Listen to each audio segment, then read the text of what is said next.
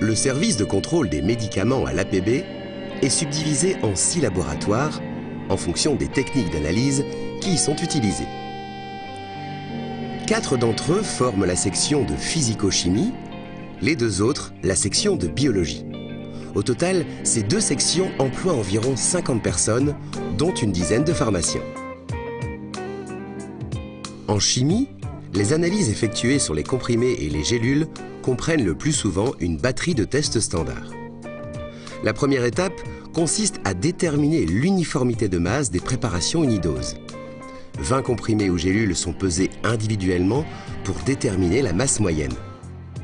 Ce premier test est dépendant de la quantité du principe actif qui est souvent déterminé à l'aide de la chromatographie en phase liquide à haute performance avec détection UV.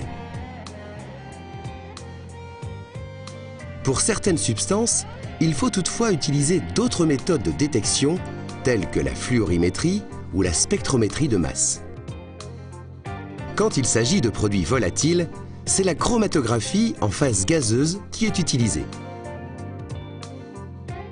Les identifications et dosages sont toujours effectués selon les monographies de la pharmacopée, des méthodes développées par les fabricants ou validées au SCM.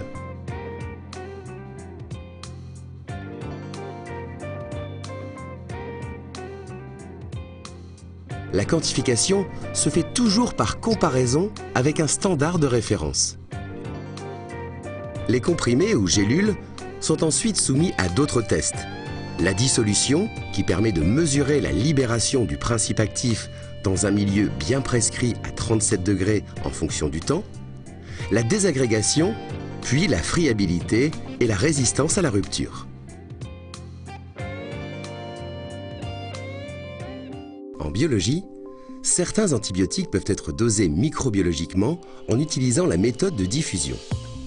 Pour ce faire, des boîtes de pétri sont remplies d'un milieu ensemencé par un germe, bactérien ou fongique, sensible à l'antibiotique à tester. Ensuite, des cylindres sont placés à la surface de la gélose selon un schéma défini. Ceux-ci sont remplis par des dilutions, soit de l'antibiotique à doser, soit de l'antibiotique de référence. Après incubation, des zones d'inhibition de croissance apparaissent et sont mesurées au moyen d'un lecteur de zone.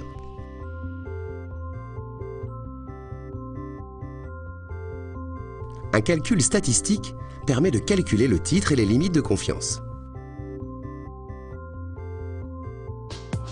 Pour contrôler la contamination microbienne des produits pharmaceutiques non obligatoirement stériles, il faut réaliser un dénombrement des micro-organismes et une recherche de germes spécifiés.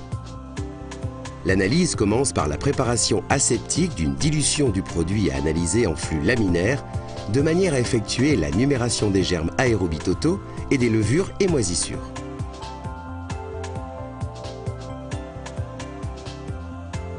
Cette dilution est ensemencée dans des boîtes de pétri et après incubation, les micro-organismes présents forment des colonies qui sont comptées au moyen d'un compteur de colonies. La recherche des germes spécifiés nécessite une étape d'enrichissement suivie d'une culture sur milieu sélectif. En cas de contamination, le germe est isolé et identifié sur base de coloration ou de procédés biochimiques. Les résultats obtenus sont comparés à une base de données de référence. Pour contrôler la qualité microbiologique des produits obligatoirement stériles, les tests, la filtration sur membrane par exemple, sont effectués en salle blanche, un environnement strictement contrôlé qui permet d'éviter des résultats faussement positifs. Largement reconnu pour la diversité des essais pratiqués dans ces laboratoires, le SCM suit en permanence l'évolution des méthodes d'analyse et veille à maîtriser les nouvelles techniques de pointe susceptibles de renforcer son rôle de garant de la qualité des médicaments dans notre pays.